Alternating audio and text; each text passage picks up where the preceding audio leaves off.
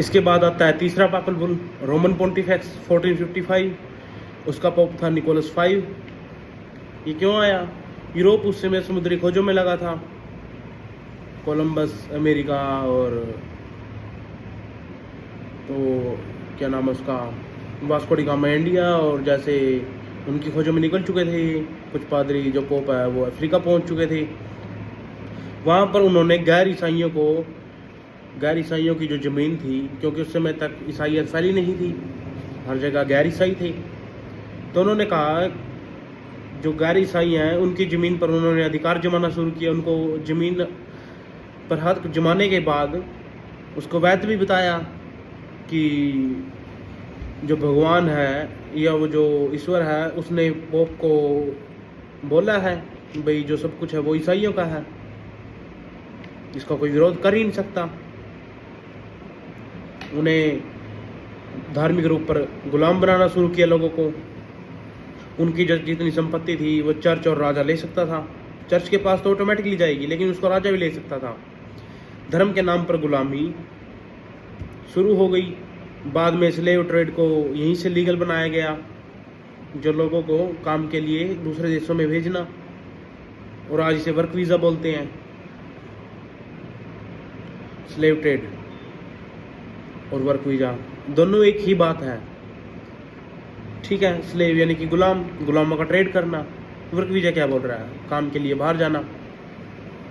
Roman pontifex bull मतलब slavery plus colonisation legalised. Punjab का उदाहरण ले लेते हैं। मोस्ट ऑफ सरदार सिख दूसरी कंट्री में जा चुके हैं और वहाँ पर जाके बस गए हैं। क्या हुआ? कॉलोनाइजेशन हुआ है। किसका? स्लेव का। Slavery plus colonisation.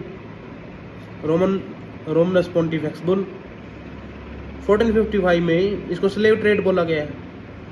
और अगर हम आज इसको वर्क वीज़ा बोलते हैं, नहीं, बिल्कुल भी नहीं, स्लेव ट्रेड बोला जाएगा इसको। इंटरकाइटेरा 1493 चौथा पापल बुल। इसका जो पोप था वो था अलेक्जेंडर 6। कोलंबस ने अमेरिका को डिस्कवर किया। स्पेन और पोर्चुगल में विवाद चल रहा था उस समय।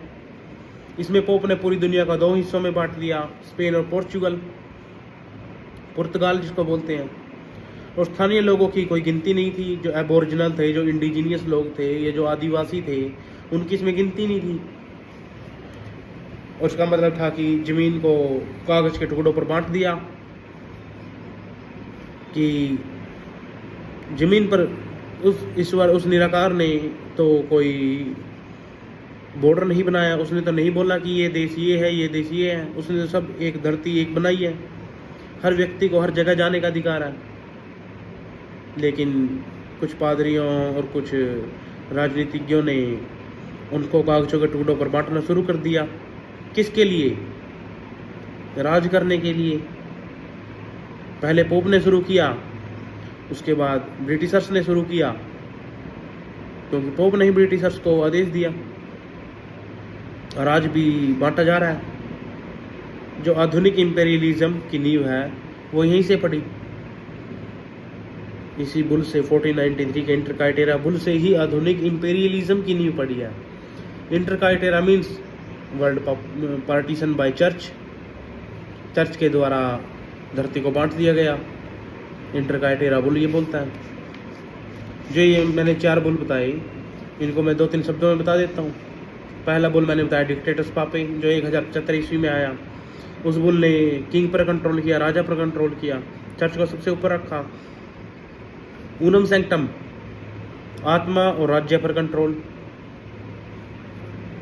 जो राज्य पर कंट्रोल हो गया तो इसमें जो उसमें लोग रहते हैं उन पर भी कंट्रोल हो गया।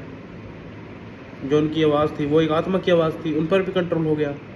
उसके बाद तीसरा पापल बुल आता है रोमनस पोंटिफेक्स, इंसानों पर control, slave trade, work visa. चौथा पापल बुल है इंटरकाइटेरा 1493 में आया। उसमें ज़मीन और भूभाग पर कंट्रोल किया। ज़मीन को टुकड़ों में बांटा, उसको बोल दिया भाई इसको ये चलाएगा और इसको ये चलाएगा। ये 4 पापल बुल थे। और यही इस पापल बुल को अगर लगता है कि कहीं मैंने या गलत बताया या कुछ किया, खुद रिसर्च करें। पता लग जाएगा क्या सच है और क्या झूठ है।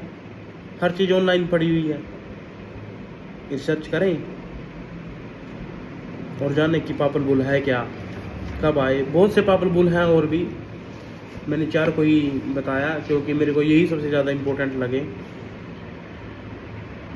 जिनकी मुझे ज़रूरत थी, जिसको मुझे जानना चाहिए था। धन्यवाद।